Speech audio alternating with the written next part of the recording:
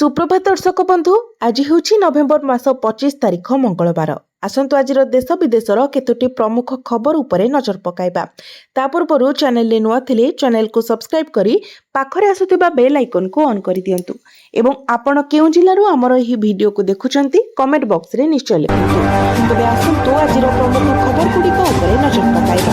आज प्रथम खबर 48 घंटे बात्या ओडिशा रे पड़िबनी कौनसी प्रभाव। मालाक्का और दक्षिण अंडमान सागर में सृष्ट लघुचाप बात्यार रूप नेब हेले समुद्र रे ही बल हराइब।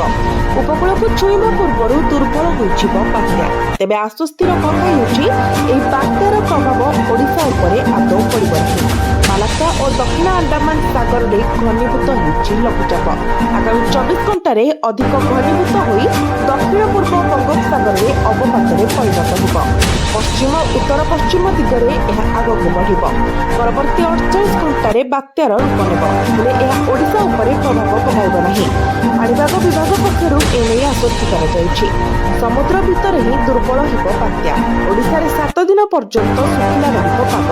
तेबे 48 घंटा परे तापमात्रा 2 रु 3 डिग्री कमिब बोली आकलन करिछि आंचलिक पाणीपाग विभाग। अन्यपटे एक चमकाइला परि आकलन करिछि ECMWF मॉडल।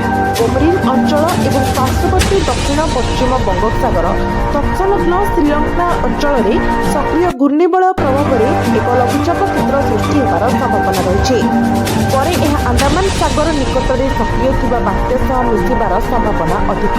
तेरे यार गतिपथ और प्रभाव को नहीं पूर्वानुमान करेंगे भारतीय पाणीपाग विभाग। एसबू भितर राजस्व मंत्री कहते सजग अछंती सरकार सब प्रकार स्थितिर सामना करने को प्रस्तुत। आगक रातिर तापमात्रा आहरी ह्रास पाइब अर्थात शीतरे धरिब ओडिशा। तेबे कुहुडीर सेतेटा प्रभाव रहिबनी बोली कहिछि पाणीपाग विभाग। परवर्ती खबर आजिठु खोलिब मंडी आरंभ हेब खरीफ धान किणा। आजिठारु राज्य में आरंभ हेब धान किणा। गत वर्ष तुलन में चलित वर्ष धान टार्गेट अधिक रखिछन्ते राज्य सरकार। अन्यपटे मंडी खोलिबा विलंब और चाषी पंजीकरण को नहीं सरकार को घेरिछन्ते विरोधी। बहु अपेक्षा पर आज खुलिब मंडी। खरीफ धान किणिबे राज्य सरकार। मंडी जेमिति चाषी को धान ठीक समय उठिब ता उपरे सरकार गुरुत्व दैछन्ति। ठीक समय गाड़ी पहुंचाइबा पई मिल मालिक को कड़ा निर्देश दिया जायछि। धान किणा उपरे तीक्ष्ण नजर रखिबाकू अधिकारी मानकू कुहाଯାଇଛି। किंतु कटनी छटनी को नहीं समवाय मंत्री देइथिबा प्रतिक्रिया नुआ विवाद सृष्टि करिछि, जाको घेरिछन्ति विरोधी बीजेपी और कांग्रेस। कटनी छटनी को नहीं राजनीतिक बयानबाजी भितर मंडी में गदा होइछि प्राय 10-15 हजार अधिक धान बस्ता। एथिरु स्पष्ट हेउछि धान बिकिबा पाई केमिति अपेक्षा करिछन्ति चाषी। किंतु सब गड़ी चलिथिबारु आसिथिबा वर्षा और अभावी बिक्री को नहीं चाषी चिंतार पड़िछन्ति।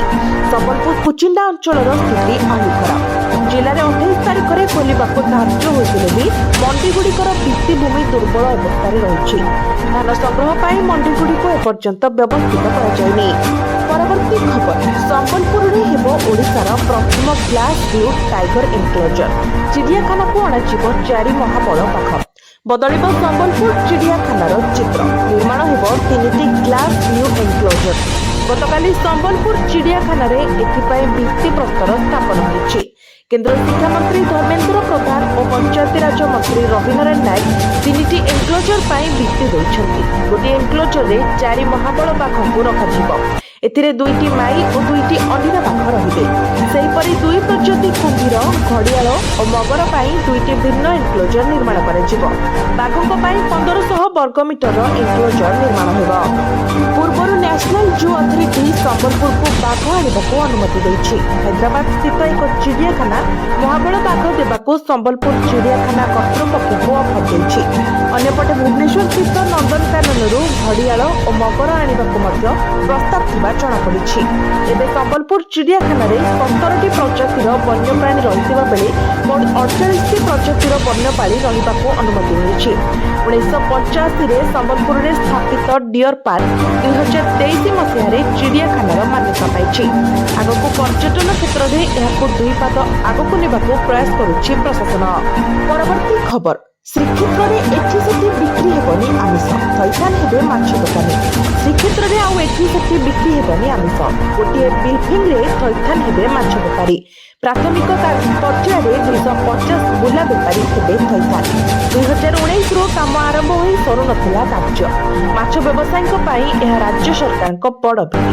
ଶ୍ରୀକ୍ଷେତ୍ରରେ 6 ବର୍ଷ ପରେ ତାଳବଣିଆରେ ବହୁ ପ୍ରତୀକ୍ଷିତ ସ୍ୱଚ୍ଛ ମାଛ ବଜାର କାର୍ଯ୍ୟ ଶେଷ ହୋଇଛି। ଆଉ ଏଣିକି ଏଠି ସେଠି ବସି ମାଛ ବିକିବେନି ବ୍ୟବସାୟୀ। ପ୍ରାଥମିକ ପର୍ଯ୍ୟାୟରେ 2 ମହଲା ବିଶିଷ୍ଟ ବିଲ୍ଡିଂରେ ଥଇଥାନ ହେବେ 250 ବେପାରୀ। 2019ରେ ମାର୍କେଟର ରୂପରେଖ ହୋଇ 6 କୋଟିର ବ୍ୟୟବରାଦ ବି ହୋଇଥିଲା। 2021 ଜୁନ୍ ସୁଦ୍ଧା ମାଛ ଦୋକାନୀଙ୍କୁ ଥଇଥାନ ଲକ୍ଷ୍ୟ ନେଇ ଆରମ୍ଭ ଏହି ପ୍ରକଳ୍ପ କିନ୍ତୁ ଉଠେଇ ପାରିନଥିଲା। ଏବେ ଏହି କାମ ତ୍ୱରାନ୍ୱିତ ହେବା ସହ ଶେଷ ହୋଇଥିବାରୁ ସ୍ୱାଗତ କରିଛନ୍ତି ମାଛ ବ୍ୟବସାୟୀ। ଏହାଦ୍ୱାରା ବ୍ୟବସ୍ଥିତ ହେବ ଆମିଷ ବିକ୍ରି। ଏଠି ସେଠି ଆଉ ଆମିଷର ଦୁର୍ଗନ୍ଧରେ ନାକ ଟେକିବେନି ପର୍ଯ୍ୟଟକ। ସେପଟେ ଖୁବ୍ ଶୀଘ୍ର ଏକ ମ୍ୟାନେଜମେଣ୍ଟ କମିଟି ଗଠନ ହେବ। 2019 ସର୍ଭେ ଓ ଏବେ ନୂଆ ସର୍ଭେ ଆଧାରରେ ଚୟନ ହେବେ ବ୍ୟବସାୟୀ। ଉପଜିଲ୍ଲାପାଳ କମିଟିର ଚେୟାରମ୍ୟାନ୍ ରହିଛନ୍ତି। ଆଗାମୀ ଦିନରେ ଏହାକୁ ଆହୁରି ବ୍ୟାପକ କରି ଆହୁରି ଅଧିକ ମତ୍ସ୍ୟଜୀବୀଙ୍କୁ ଯୋଡ଼ିବାକୁ ଲକ୍ଷ୍ୟ ରଖାଯାଇଛି। ପରବର୍ତ୍ତୀ ଖବର, ପିଏମ୍ ଗ୍ରାମୀଣ ଆବାସ ଯୋଜନାର ନୂଆ ଲିଷ୍ଟ ଜାରି। କେମିତି ଚେକ୍ କରିବେ ନିଜ ନାମ? ଭାରତ ସରକାର ପ୍ରଧାନମନ୍ତ୍ରୀ ଆବାସ ଯୋଜନା ଗ୍ରାମୀଣ ପାଇଁ 2025ର ଅପଡେଟେଡ୍ ହିତାଧିକାରୀ ତାଲିକା ଆନୁଷ୍ଠାନିକ ଭାବରେ ପ୍ରକାଶ କରିଛନ୍ତି। ଗ୍ରାମୀଣ ବିକାଶ ମନ୍ତ୍ରଣାଳୟ ଅଧୀନରେ 2016ରେ ଆରମ୍ଭ ହୋଇଥିବା ଏହି ଯୋଜନା ପୂର୍ବରୁ ଇନ୍ଦିରା ଆବାସ ଯୋଜନା ନାମରେ ଜଣାଶୁଣାଥିଲା। ଏହି ଯୋଜନା ଗ୍ରାମାଞ୍ଚଳରେ ରହୁଥିବା ଆର୍ଥିକ ଦୁର୍ବଳ ପରିବାରକୁ ସ୍ଥାୟୀ ଘର ଯୋଗାଇବା ଉଦ୍ଦେଶ୍ୟରେ ଆରମ୍ଭ କରାଯାଇଥିଲା। ସରକାର ଏହି ଘର ନିର୍ମାଣ ପାଇଁ ଲୋକଙ୍କୁ ସହାୟତା ପ୍ରଦାନ କରନ୍ତି। ସମତଳ ଅଞ୍ଚଳରେ 1,20,000, ପାହାଡ଼ି ଅଞ୍ଚଳରେ 1,30,000 ପର୍ଯ୍ୟନ୍ତ ସହାୟତା ପ୍ରଦାନ କରାଯାଏ। ପିଆଇବି ଅନୁଯାୟୀ ଯୋଜନା ଆରମ୍ଭ ହେବା ପରଠାରୁ 3 କୋଟିରୁ ଅଧିକ ଘରକୁ ମଞ୍ଜୁରୀ ଦିଆଯାଇସାରିଛି। ସରକାରଙ୍କ ଲକ୍ଷ୍ୟ 2029 ସୁଦ୍ଧା 2.95 କୋଟିରୁ ଅଧିକ ଘର ନିର୍ମାଣ ସମାପ୍ତ କରିବା ଫଳରେ ସମସ୍ତଙ୍କ ପାଇଁ ଘର ଲକ୍ଷ୍ୟ ହାସଲ ହୋଇପାରିବ। ପ୍ରଧାନମନ୍ତ୍ରୀ ଆବାସ ଯୋଜନା ଗ୍ରାମୀଣ ବିଷୟରେ ଅପଡେଟ୍ ବିଷୟରେ ଜାଣନ୍ତୁ। ଲାଭାର୍ଥୀମାନେ ଆଣ୍ଡ୍ରଏଡ୍ ଆପ୍ ମାଧ୍ୟମରେ ଘର ନିର୍ମାଣର ଲାଇଭ୍ ସ୍ଥିତି ଉପରେ ନଜର ରଖିପାରିବେ। ନିର୍ମାଣ ସ୍ଥଳଗୁଡ଼ିକର ଜିଓ ଟ୍ୟାଗିଂ ଏବଂ ଅଭିଯୋଗ ସମାଧାନ ସୁବିଧା ମଧ୍ୟ ଉପଲବ୍ଧ। ପ୍ରଥମ ତାଲିକାରେ ଗୋଟିଏ ମାସ ମଧ୍ୟରେ ଦ୍ୱିତୀୟ ତାଲିକା ପ୍ରକାଶିତ ହେବ। ଯେଉଁମାନେ ପ୍ରଥମ ତାଲିକାରେ ଅନ୍ତର୍ଭୁକ୍ତ ନଥିଲେ ସେମାନଙ୍କୁ ପୁନଃ ସାମିଲ କରାଯିବାର ସୁଯୋଗ ମିଳିବ। ସମସ୍ତ ଜିଲ୍ଲାରେ ଘରେ ଘରେ ସର୍ଭେ କରାଯାଉଛି। ଲକ୍ଷ୍ୟ ହେଉଛି ସ୍ୱଚ୍ଛତା ବୃଦ୍ଧି କରିବା ଏବଂ ସୀମାନ୍ତ ପରିବାରକୁ ଅନ୍ତର୍ଭୁକ୍ତ କରିବା। ଏହି ଯୋଜନାର ଲାଭ ପାଇବା ପାଇଁ ପରିବାରକୁ ଗ୍ରାମାଞ୍ଚଳର ବାସିନ୍ଦା ହେବାକୁ ପଡ଼ିବ। ସ୍ଥାୟୀ ଘର ନଥିବ। SC, ST, OBC, ସଂଖ୍ୟାଲଘୁ, EWS କିମ୍ବା ଭୂମିହୀନ ଶ୍ରମିକ ବର୍ଗର ହୋଇଥିବେ। ଯଦି କାହାର ନାମ ତାଲିକାରେ ନାହିଁ ତେବେ ସେମାନେ PMAYG ପୋର୍ଟାଲ ମାଧ୍ୟମରେ କିମ୍ବା ନିକଟତମ CSC କେନ୍ଦ୍ରରେ ଆବେଦନ କରିପାରିବେ। ଆଧାର କାର୍ଡ, BPL, SICC ତାଲିକାରେ ନାମ ପ୍ରମାଣ, ବ୍ୟାଙ୍କ ଆକାଉଣ୍ଟ ବିବରଣୀ। ଯୋଜନାରେ ଆବେଦନ କରିବା ସମ୍ପୂର୍ଣ୍ଣ ମାଗଣା। ସରକାରଙ୍କ ପ୍ରାଥମିକତା ତାଲିକା ଉପରେ ଆଧାର କରି ଅନୁମୋଦନ ପ୍ରଦାନ କରାଯାଏ, ଯାହା ପ୍ରତିବର୍ଷ ଅପଡେଟ୍ କରାଯାଏ। ପଞ୍ଜୀକରଣ ନମ୍ବର ବିନା ମଧ୍ୟ ହିତାଧିକାରୀମାନେ ଅନଲାଇନରେ କିମ୍ବା ମୋବାଇଲ ଫୋନ ମାଧ୍ୟମରେ ତାଲିକା ଯାଞ୍ଚ କରିପାରିବେ। PMAYGର ସରକାରୀ ୱେବସାଇଟ୍ pmayg.nic.in ପରିଦର୍ଶନ କରନ୍ତୁ। ଷ୍ଟେକ୍ ହୋଲ୍ଡର ବିଭାଗରେ କ୍ଲିକ୍ କରନ୍ତୁ। IAY और PMAYG ବେନିଫିସିଆରୀ କିମ୍ବା ସର୍ଚ୍ଚ ବେନିଫିସିଆରୀ ଚୟନ କରନ୍ତୁ। ଯଦି ଆପଣଙ୍କର ପଞ୍ଜୀକରଣ ନମ୍ବର ନାହିଁ ତେବେ ଆଡଭାନ୍ସ ସର୍ଚ୍ଚ ଉପରେ କ୍ଲିକ୍ କରନ୍ତୁ। ଆପଣଙ୍କର ରାଜ୍ୟ, ଜିଲ୍ଲା, ବ୍ଲକ ଏବଂ ଗ୍ରାମ ଚୟନ କରନ୍ତୁ। କ୍ୟାପ୍ଚା ଏଣ୍ଟ୍ରି କରନ୍ତୁ ଏବଂ ସବମିଟ୍ ଉପରେ କ୍ଲିକ୍ କରନ୍ତୁ। ତାପରେ ଅନୁମୋଦନ ସ୍ଥିତି ଏବଂ କିସ୍ତି ସହିତ ଜଡ଼ିତ ଗୁରୁତ୍ୱପୂର୍ଣ୍ଣ ସୂଚନା ସହିତ ଆପଣଙ୍କର ଗ୍ରାମ ପାଇଁ ସମ୍ପୂର୍ଣ୍ଣ ହିତାଧିକାରୀ ତାଲିକା ପ୍ରଦର୍ଶିତ ହେବ। ପରବର୍ତ୍ତୀ ଖବର, ଏଣିକି ଟ୍ରେନରେ ବି ହେବ ପ୍ରି ୱେଡିଂ ସୁଟିଂ। ଏତିକି ଟଙ୍କାରେ କରିପାରିବେ ପୁରା କୋଚ୍ ବୁକ୍। ଜାତୀୟ ରାଜଧାନୀ କ୍ଷେତ୍ର ପରିବହନ ନିଗମ NCRTC ଏକ ବଡ଼ ପଦକ୍ଷେପ ନେଇଛି। ଏବେ ଦିଲ୍ଲୀ ମିରଟ କରିଡରରେ ଥିବା ନବଭାରତ ଟ୍ରେନ୍ ଏବଂ ସେମାନଙ୍କର ଷ୍ଟେସନଗୁଡ଼ିକୁ ଜନ୍ମଦିନ ପାର୍ଟି, ବିବାହ ପ୍ରି ୱେଡିଂ ଫଟୋସୁଟ୍ ଏବଂ ଛୋଟ ସମାବେଶ ଭଳି ବ୍ୟକ୍ତିଗତ କାର୍ଯ୍ୟକ୍ରମ ପାଇଁ ବୁକ୍ କରାଯାଇପାରିବ। ଲୋକମାନେ ଟ୍ରେନ୍ରେ ବିବାହର ପ୍ରି ୱେଡିଂ ଫଟୋସୁଟ୍ କରିପାରିବେ। ତେବେ ଆସନ୍ତୁ ଜାଣିବା ଏହାର ମୂଲ୍ୟ କେତେ ହେବ ଏବଂ କିପରି ଟ୍ରେନ୍ ବୁକ୍ କରିପାରିବେ। ନୂତନ ନୀତି ଅନୁଯାୟୀ ବ୍ୟକ୍ତିବିଶେଷ, ଇଭେଣ୍ଟ ଆୟୋଜକ ଏବଂ ଫଟୋଗ୍ରାଫି କିମ୍ବା ମିଡିଆ କମ୍ପାନୀଗୁଡ଼ିକ ନବଭାରତ ଟ୍ରେନ୍ର କୋଚ୍ ବୁକ୍ କରିପାରିବେ। କରିବେ ତାହା ଚାଲୁଥିବା କିମ୍ବା ସ୍ଥିର ଦୁହାଇ ଦ୍ୱୀପରେ ଏକ ମକ୍ ଅଫ୍ କୋଚ୍ ମଧ୍ୟ ରଖାଯାଇଛି, ଯାହାକୁ କେବଳ ସୁଟିଂ ପାଇଁ ବୁକ୍ କରାଯାଇପାରିବ। ଗଣମାଧ୍ୟମ ରିପୋର୍ଟ ଅନୁସାରେ ନବଭାରତ ଟ୍ରେନ୍କୁ ଏପରି କାର୍ଯ୍ୟକ୍ରମ ପାଇଁ ପ୍ରତି ଘଣ୍ଟାକୁ 5,000 ଟଙ୍କାରେ ବୁକ୍ କରାଯାଇପାରିବ। ଏହା ସହିତ ସାଜସଜ୍ଜା ପାଇଁ 30 ମିନିଟ୍ ଏବଂ ସେଗୁଡ଼ିକୁ ଖୋଲିବା ପାଇଁ 30 ମିନିଟ୍ ଧାର୍ଯ୍ୟ କରାଯିବ। ଏନ୍ସିଆର୍ଟିସି ଅନୁଯାୟୀ ଏହି ସେବା ପରିଦର୍ଶକମାନଙ୍କ ପାଇଁ ଏକ ଅନନ୍ୟ ଅଭିଜ୍ଞତା ପ୍ରଦାନ କରିବ, କାରଣ ନବଭାରତ ଟ୍ରେନ୍ଗୁଡ଼ିକ ଆଧୁନିକ ଡିଜାଇନ୍ରେ ତିଆରି ହୋଇଛି ଏବଂ ଫଟୋସୁଟ୍ ଏବଂ ଛୋଟ କାର୍ଯ୍ୟକ୍ରମ ପାଇଁ ଉପଯୁକ୍ତ। ଆକର୍ଷଣୀୟ ଭାବରେ ଲୋକମାନେ ସେମାନଙ୍କର ପସନ୍ଦର ସରଳ ସାଜସଜ୍ଜା ମଧ୍ୟ ଯୋଡ଼ିପାରିବେ। ଏନ୍ସିଆର୍ଟିସି କହିଛି ଯେ ଏହି କାର୍ଯ୍ୟକ୍ରମଗୁଡ଼ିକ କେବଳ ସକାଳ 6ଟାରୁ ରାତି 11ଟା ମଧ୍ୟରେ ଅନୁଷ୍ଠିତ ହେବ। ନିୟମିତ ଟ୍ରେନ୍ ଚଳାଚଳ ଯେପରି ବାଧାପ୍ରାପ୍ତ ନ ହୁଏ ଏବଂ ଯାତ୍ରୀମାନେ ଅସୁବିଧାର ସମ୍ମୁଖୀନ ନ ହୁଅନ୍ତି ସେଥିପ୍ରତି ଧ୍ୟାନ ଦିଆଯିବ। ସୁରକ୍ଷା ଏବଂ ନିୟମାବଳୀର ପାଳନ ସୁନିଶ୍ଚିତ କରିବା ପାଇଁ ପୁରା କାର୍ଯ୍ୟକ୍ରମକୁ ଏନ୍ସିଆର୍ଟିସି କର୍ମଚାରୀ ଏବଂ ସୁରକ୍ଷା କର୍ମଚାରୀମାନେ ତଦାରଖ କରିବେ। ଏହି ସୁବିଧା ମୁଖ୍ୟତଃ ଆନନ୍ଦ ବିହାର, ଗାଜିଆବାଦ ଏବଂ ମିରଟ ଦକ୍ଷିଣ ଭଳି ପ୍ରମୁଖ ଷ୍ଟେସନଗୁଡ଼ିକରେ ଉପଲବ୍ଧ ହେବ। ଏନ୍ସିଆର୍ଟିସି ଏହା ମଧ୍ୟ କହିଛି ଯେ ନବଭାରତ ଟ୍ରେନ୍ ଏବଂ ଷ୍ଟେସନଗୁଡ଼ିକରେ ଫିଲ୍ମ ସୁଟିଂ, ଡକୁମେଣ୍ଟାରୀ, ବିଜ୍ଞାପନ ଏବଂ ଅନ୍ୟାନ୍ୟ ଭିଡିଓ ପ୍ରୋଜେକ୍ଟ ପାଇଁ ଏକ ନୂଆ ଭଡ଼ା ନୀତି ଉପସ୍ଥାପନ କରାଯାଇଛି। ଏହି ସ୍ଥାନଗୁଡ଼ିକୁ ସୁସଙ୍ଗତ ଏବଂ ପ୍ରତିଯୋଗିତାମୂଳକ ଦରରେ କମ୍ ସମୟ ପାଇଁ ବୁକ୍ କରାଯାଇପାରିବ। ପରବର୍ତ୍ତୀ ଖବର, ଭୁବନେଶ୍ୱରର ପ୍ରମୁଖ ରାସ୍ତାରେ ପାର୍କିଂ ମନା। ଭୁବନେଶ୍ୱର ସହରର ବିଭିନ୍ନ ପ୍ରମୁଖ ରାସ୍ତାରେ ଯାନବାହନର ଅନିୟମିତ ପାର୍କିଂ ଯୋଗୁଁ ଟ୍ରାଫିକ୍ ବାଧା ସୃଷ୍ଟି କରୁଛି, ଯାହାଫଳରେ ଭିଡ଼, ଯାତ୍ରୀମାନଙ୍କୁ ଅସୁବିଧା ଏବଂ ସାଧାରଣ ସୁରକ୍ଷା ପ୍ରତି ସମ୍ଭାବ୍ୟ ବିପଦ ସୃଷ୍ଟି ହୋଇଥାଏ। ଭୁବନେଶ୍ୱରରେ ସୁନିୟନ୍ତ୍ରିତ ଟ୍ରାଫିକ୍ ପରିଚାଳନା ଏବଂ ଯାତ୍ରୀମାନଙ୍କ ସୁରକ୍ଷାକୁ ଦୃଷ୍ଟିରେ ରଖି କଟକଣା ଜାରି କରାଯାଇଛି। ପୋଲିସ କମିଶନର ସୁରେଶ ଦେବଦତ୍ତଙ୍କ ସିଂଙ୍କ ଦ୍ୱାରା ଜାରି କରାଯାଇଥିବା ଏକ ବିଜ୍ଞପ୍ତି ଅନୁଯାୟୀ ରାଜମହଲରୁ ଜୟଦେବ ବିହାର ଦେଇ କଳାରାହାଙ୍ଗ ପର୍ଯ୍ୟନ୍ତ ପାର୍କିଂ ମନା କରାଯାଇଛି। ଏୟାରପୋର୍ଟରୁ ଆଚାର୍ଯ୍ୟ ବିହାର ଛକ ଦେଇ ନାଲକୋ ଛକ ପର୍ଯ୍ୟନ୍ତ ମନା କରାଯାଇଛି। ଶିଶୁ ଭବନ ଛକରୁ ରାଜମହଲ, ମାଷ୍ଟର କ୍ୟାଣ୍ଟିନ୍ ଦେଇ ବାଣୀବିହାର, ରସୁଲଗଡ଼ରୁ ଜୟଦେବ ବିହାର, ଶ୍ରିୟାରୁ ପିଏଚ୍ଡି ଅଫିସ୍ ପର୍ଯ୍ୟନ୍ତ ମନା କରାଯାଇଛି। ଗୋପବନ୍ଧୁ ଛକଠାରୁ କଳ୍ପନା, କଳାରାହାଙ୍ଗ ଛକଠୁ ନନ୍ଦନକାନନ, ସିଆର୍ପି ଠାରୁ ୟୁନିଟ୍ 8, ଡିଏଭି ସ୍କୁଲ, ଫାୟାର ଷ୍ଟେସନରୁ ସିଟି କଲେଜ ପର୍ଯ୍ୟନ୍ତ ମନା କରାଯାଇଛି। ଖଣ୍ଡଗିରିଠାରୁ ପୋଖରୀପୁଟ, ଡମଣା ଛକରୁ ଶାଳିଶ୍ରୀ ବିହାର ପର୍ଯ୍ୟନ୍ତ ମନା କରାଯାଇଛି। ଜାଭିୟର ଛକଠାରୁ ଉତ୍କଳ ହସ୍ପିଟାଲ ଦେଇ ସାଇ ମନ୍ଦିର ଛକ ପର୍ଯ୍ୟନ୍ତ ମନା କରାଯାଇଛି। ପରବର୍ତ୍ତୀ ଖବର, ଡିସେମ୍ବର ଶେଷ ସୁଦ୍ଧା ପକ୍କା ଘର ଟାର୍ଗେଟ ଶେଷ କରିବାକୁ ନିର୍ଦ୍ଦେଶ। ଡିସେମ୍ବର ଶେଷ ସୁଦ୍ଧା ଶେଷ କର ପକ୍କା ଘର ଟାର୍ଗେଟ। ଏନେଇ କଡ଼ା ନିର୍ଦ୍ଦେଶନାମା ଜାରି କରିଛନ୍ତି ରାଜ୍ୟ ସରକାର। ସମସ୍ତ ଜିଲ୍ଲାପାଳଙ୍କୁ ପଞ୍ଚାୟତିରାଜ ବିଭାଗରୁ ଚିଠି ଦିଆଯାଇଛି। 1,88,263 ପକ୍କା ଘର କାର୍ଯ୍ୟ ଶେଷ କରିବାକୁ ନିର୍ଦ୍ଦେଶ ଦେଇଛନ୍ତି। ଉଲ୍ଲେଖଯୋଗ୍ୟ ଯେ ଅନ୍ତୋଦୟ ଗୃହ ଯୋଜନା ମାଧ୍ୟମରେ ସମସ୍ତଙ୍କ ମୁଣ୍ଡକୁ ପକ୍କା ଘର ସୁନିଶ୍ଚିତ କରୁଛି ବିଜେପି ସରକାର। ଏହି ଯୋଜନା ପାଇଁ 7,550 କୋଟି ଟଙ୍କାର ବ୍ୟୟ ବରାଦ ହେବା ସହିତ 3 ବର୍ଷ ଭିତରେ 2,25,000 ପକ୍କା ଘର ପ୍ରଦାନ ଲକ୍ଷ୍ୟ ରଖାଯାଇଛି। ପରବର୍ତ୍ତୀ ଖବର, ଏଥର ଅନଲାଇନରେ ଯୁକ୍ତ 2ର ସମସ୍ତ ଖାତା ଦେଖା। ଚଳିତ ଥର ଯୁକ୍ତ 2ର ସମସ୍ତ ବିଭାଗର ଖାତା ଅନଲାଇନ ମୂଲ୍ୟାୟନ ହେବାକୁ ଲକ୍ଷ୍ୟ ରଖାଯାଇଛି। ପୂର୍ବରୁ କେବଳ ବିଜ୍ଞାନ ଓ ବାଣିଜ୍ୟ ଖାତା ଅନଲାଇନ ମୂଲ୍ୟାୟନ ହେଉଥିଲା। ସେପଟେ ଆଉ ଗୋଟିଏ ଦିନ ବଢ଼ିପାରେ ଯୁକ୍ତ 2 ଫର୍ମ ଫିଲ୍ଅପ୍ ଅବଧି, କିନ୍ତୁ 3ଟି କଲେଜରେ କିଛି ପିଲା ଫର୍ମ ଫିଲ୍ଅପ୍ କରିନଥିବା ଖବର ଆସିଛି। ଆଉ ଥରେ ଫର୍ମ ଫିଲ୍ଅପ୍ କରିବା ପାଇଁ ସେମାନଙ୍କୁ କୁହାଯାଇଛି। ଏଥିପାଇଁ ଇମେଲ୍ ଜରିଆରେ ଆବେଦନ କରିବାକୁ କୁହାଯାଇଛି।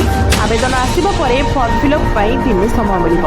ଆହୁରି 2 ଦିନ ଭିତରେ ଏହି କାମ ସରିବାକୁ ଲକ୍ଷ୍ୟ ରଖିଛି ଉଚ୍ଚ ମାଧ୍ୟମିକ ଶିକ୍ଷା ପରିଷଦ। ଏଯାଏଁ ସମୁଦାୟ 3,98,582 ଛାତ୍ରଛାତ୍ରୀ ଫର୍ମ ଫିଲ୍ଅପ୍ କରିସାରିଛନ୍ତି। ସେମାନଙ୍କ ମଧ୍ୟରୁ ରେଗୁଲାର ହେଉଛନ୍ତି 3,73,910 ଜଣ ଓ 24,672 ଜଣ ଏକ୍ସ ରେଗୁଲାର। ଚଳିତ ବର୍ଷରୁ କଳା ଓ ଧନ୍ଦାମୂଳକ ଖାତା ବି ଅନଲାଇନରେ ମୂଲ୍ୟାୟନ ହୋଇପାରେ। ଯୁକ୍ତ 2 ପରୀକ୍ଷା ପାଇଁ ଡିସେମ୍ବର 15ରେ ମିଳିବ ଆଡମିଟ୍ କାର୍ଡ। ପରବର୍ତ୍ତୀ ଖବର, ଦିଲ୍ଲୀରେ ହେବ ବଡ଼ ପରିବର୍ତ୍ତନ। 11 ବଦଳରେ ହେବ 13 ଜିଲ୍ଲା। ନା ମଧ୍ୟ ବଦଳିବ। ବଦଳିବାକୁ ଯାଉଛି ଦିଲ୍ଲୀର ପ୍ରଶାସନିକ ରୂପରେଖ। ବଦଳିବାକୁ ଯାଉଛି ଜିଲ୍ଲାର ସଂଖ୍ୟା ଆଉ ଜିଲ୍ଲାର ନାମ। ମିଳିଥିବା ସୂଚନା ଅନୁସାରେ ରାଜଧାନୀ ଦିଲ୍ଲୀର ପ୍ରଶାସନିକ ଢାଞ୍ଚାରେ ବଡ଼ ଧରଣର ପରିବର୍ତ୍ତନ ହେବାକୁ ଯାଉଛି। ବର୍ତ୍ତମାନ ଦିଲ୍ଲୀରେ 11ଟି ଜିଲ୍ଲା ଥିବା ବେଳେ ଏହି ସଂଖ୍ୟା 13କୁ ବୃଦ୍ଧି ପାଇବ। ସରକାର ଏହି ପ୍ରସ୍ତାବକୁ ମଞ୍ଜୁରି ଦେଇଥିବା ବେଳେ ବର୍ତ୍ତମାନ କେବଳ ଉପରାଜ୍ୟପାଳ ଶେଷ ନିଷ୍ପତ୍ତି ଗ୍ରହଣ କରିବେ। ନୂଆ ପ୍ରସ୍ତାବ କାର୍ଯ୍ୟକାରୀ ହେଲେ ଲୋକଙ୍କୁ ଆଉ ବିଭିନ୍ନ କାର୍ଯ୍ୟାଳୟକୁ ଦୌଡ଼ିବାକୁ ପଡ଼ିବ ନାହିଁ। ସେଥିପାଇଁ ଜିଲ୍ଲାଗୁଡ଼ିକୁ ମ୍ୟୁନିସିପାଲ ଜୋନ୍ ଆଧାରରେ ସୀମାବଦ୍ଧ କରାଯିବ। ଅନେକ ଜିଲ୍ଲାର ନାମ ମଧ୍ୟ ପରିବର୍ତ୍ତନ କରାଯିବ।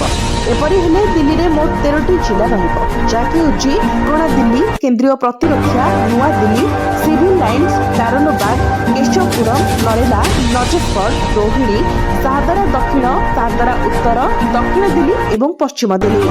ପରବର୍ତ୍ତୀ ଖବର, ରାଜ୍ୟ କ୍ୟାବିନେଟ ବୈଠକରେ 3 ପ୍ରସ୍ତାବକୁ ମଞ୍ଜୁରୀ। ସାଧାରଣ ପ୍ରଶାସନ ଓ ସାଧାରଣ ଅଭିଯୋଗ ବିଭାଗର 3ଟି ପ୍ରସ୍ତାବକୁ ଅନୁମୋଦନ।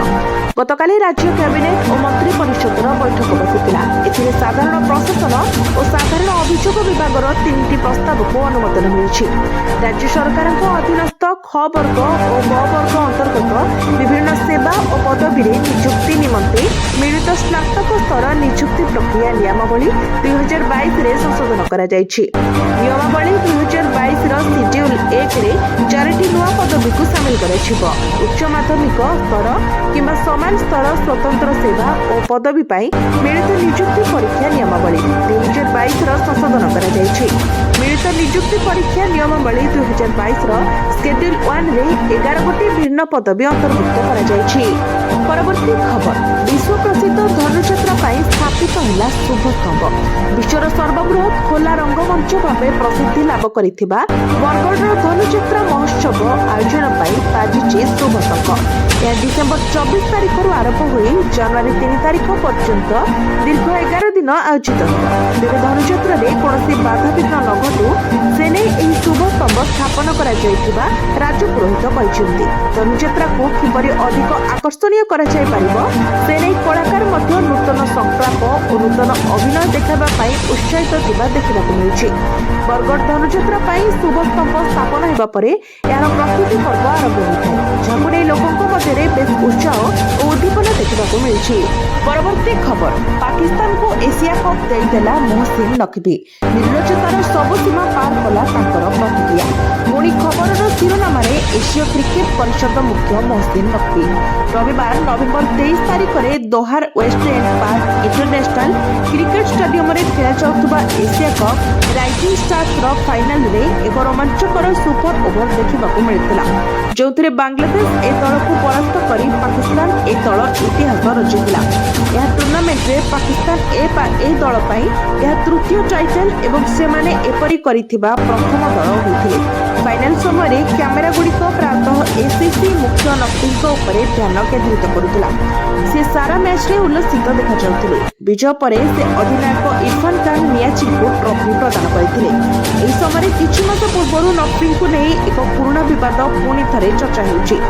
ସେପ୍ଟେମ୍ବରରେ ଦୁବାଇରେ ଖେଳାଯାଇଥିବା 2025 ଏସିଆ କପ୍ ଫାଇନାଲ ପରେ ଭାରତକୁ ଟ୍ରଫି ପ୍ରଦାନ କରିବାକୁ ମନା କରିଥିଲେ। ଭାରତ ସେହି ମ୍ୟାଚରେ ପାକିସ୍ତାନକୁ ପରାସ୍ତ କରିଥିଲା, କିନ୍ତୁ ପିସିବି ସଭାପତି ଭାବରେ ନକଭି ବ୍ୟକ୍ତିଗତ ଭାବରେ ପୁରସ୍କାର ପ୍ରଦାନ କରିବାକୁ ଜିଦ୍ ଧରିଥିଲେ। ଭାରତୀୟ ଦଳ ତାଙ୍କ ପ୍ରସ୍ତାବକୁ ପ୍ରତ୍ୟାଖ୍ୟାନ କରିଥିଲା, ଯାହାଫଳରେ ପୁରସ୍କାର ସମାରୋହକୁ ହଠାତ୍ ବନ୍ଦ କରିବାକୁ ପଡ଼ିଲା ଏବଂ ଟ୍ରଫିକୁ ପଡ଼ିଆରୁ ହଟାଇ ଦିଆଗଲା। ଆଜି ମଧ୍ୟ ଭାରତୀୟ ଦଳ ଏସିଆ କପ୍ ଟ୍ରଫି ଅପେକ୍ଷା କରିଛି।